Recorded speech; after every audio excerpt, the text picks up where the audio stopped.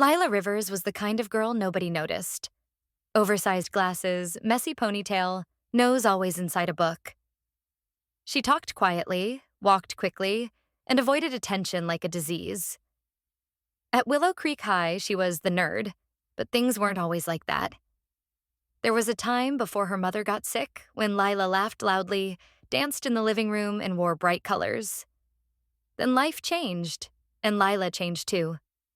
She hid behind baggy clothes and silence. It felt safer. The first crack, one Monday, everything shifted. In English class, the teacher announced a team debate. Lila was paired with Jackson Reed, popular, charming, top basketball player. The boy everybody liked. The boy who didn't even know she existed. When she sat beside him, he smiled politely. "Hey," he said warmly. Her heart did a strange flip. She mumbled back, staring at her notebook. Jackson seemed surprised. "You're really quiet. You okay?" Lila nodded, but something changed inside her. For the first time in months, someone actually looked at her. The bullies notice. Lila had enemies too, the glitter trio. 3 perfect girls with perfect hair and perfect cruelty.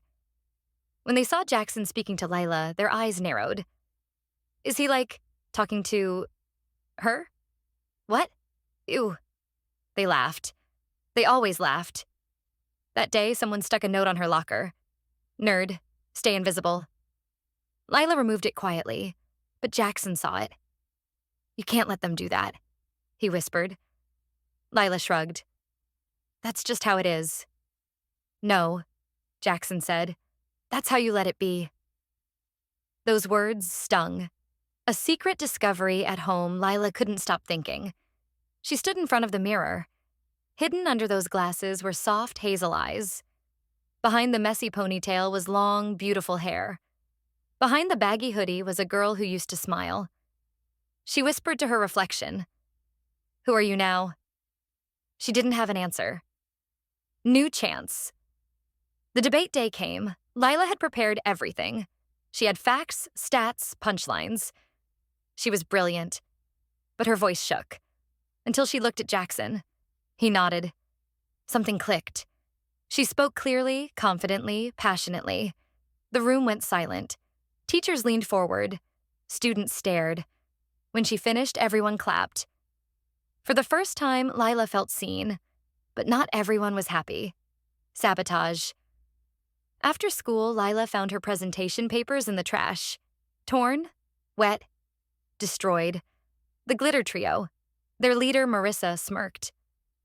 "Stay in your lane, book girl. Nobody wants a makeover story." Lila didn't cry, not where anyone could see. But that night, she stood in front of her mirror again. She brushed her hair, removed her glasses. Her eyes widened.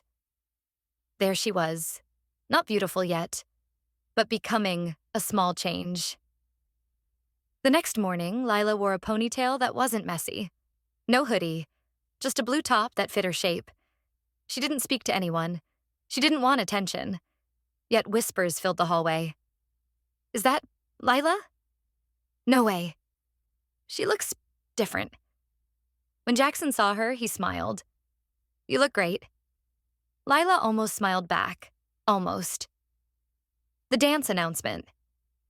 The school dance was coming. Everyone was excited, except Lila. Dances were not for invisible girls, but Jackson approached her with a folded paper. "You should go," he said. "I don't do dances."